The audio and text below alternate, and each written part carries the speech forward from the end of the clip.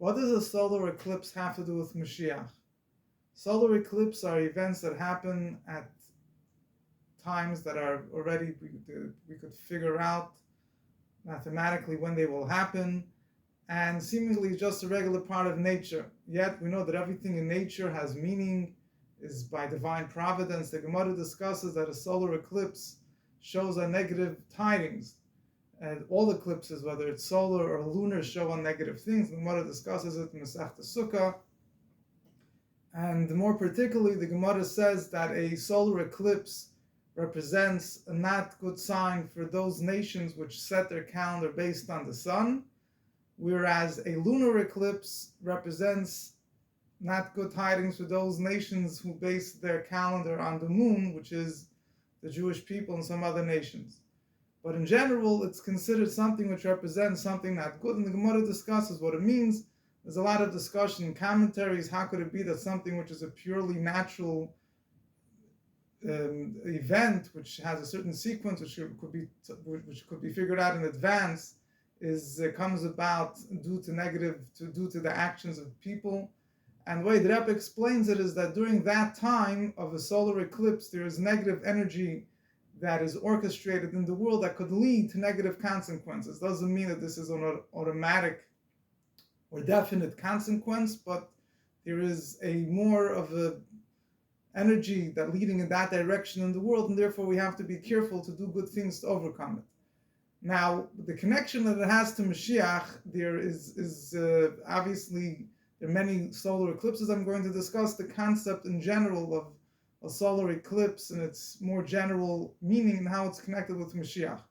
Many verses speak about the coming of Mashiach in different terms, connected to the sun and the moon. On the one hand, we have the verse in Prophet Yoel in chapter Gimel, which he's discussing the Yom Hashem HaGadol V'Hanor, the great and awesome day of Hashem, which refers to, according to some commentaries, the day of the war of Gog and Magog, and he says that the sun will be turned to darkness and the moon will be turned to blood before the coming of Hashem's great and awesome day. There are other verses as well which speak about the sun and the moon dimming and darkening, and yet there are other verses that speak about the coming of Mashiach as a time when the sun and the moon will shine very brightly. It says that the light of the moon will be like the light of the sun.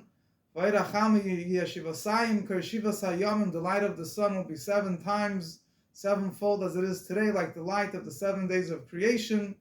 And these verses are a topic of discussion of a number of commentaries. The Rambam, famously in his Moed Nevuchim, interprets these verses in a very basic, basically in a non-literal form, an allegoric form. He says that the point of these verses, he says that when a person is having a bad day, he looks at it, the people describe it as the sun is gloomy, the moon is gloomy. He looks at it in metaphoric terms. He speaks about it as if the sun and the moon have decreased their light. And on the other hand, when things are going good, so allegorically, metaphorically, we refer to it as if the sun is shining brightly, the moon is shining brightly. These are all terms that are not to be understood on a literal sense. Rather, it means that good things happening, when things are good, so people associate it, the way they talk, is they speak about how the sun and the moon are shining brightly, and then when negative things happen, they say that the sun and the moon are dimming, and when good things happen, they say that the sun and the moon are shining brightly. So when it comes to Mashiach, there are 2 aspects. When Mashiach will come, obviously, that will be a very good thing. The verse speaks about the sun and the moon shining very brightly, but at the same time, the coming of Mashiach will bring about with it punishment for those nations of the world who are trying to oppose godliness, or are trying to oppose the Jewish people. And therefore, in that context, is also the aspect that for the nations of the world, like the Gog and Magog, who are going to get punished, so for them, the sun and the moon are not going to be shining very brightly, they're going to become dim. Now, other commentaries, although the Rambam understands these verses allegorically, some commentaries do explain that in quite a literal sense, when Mashiach will come, the sun and the moon will increase their light, there will be a change in nature, and this is based on the understanding that in the beginning of creation, the way it was supposed to be was that the light of the sun and the moon was supposed to be more intense than it is now. We know that in the first day of creation, Hashem created the light which preceded the sun, was the Oyer Shenivra B'Yom Harishon, the light that was created in the first day of creation, which Hashem hid after the sin of Adam Harishon with the sin of the tree of knowledge, and he hid it away for the future. And what we have now is the light of the sun, which is not as intense as the light that was created in the first day of creation. When Mashiach will come, we will once again be able to access that great light, and therefore the light of the sun and the moon will increase much more. Now, in truth, other verses speak of a positive eclipse of the sun, where it says that in the future godliness will be revealed to such an extent that the light of the sun and the moon will be completely dimmed. They will be outshone by the revelation of godliness. The pasuk says that that the sun and the moon will be embarrassed, will be ashamed, because Hashem rules on Mount Seir, and that the godliness is revealed. Another pasuk says that the sun won't give us any more light. Hashem will give us eternal light. Will be coming from Hashem, which highlights the fact that, as commentaries explain, that ultimately the revelation of godliness is much greater than the sun and the moon.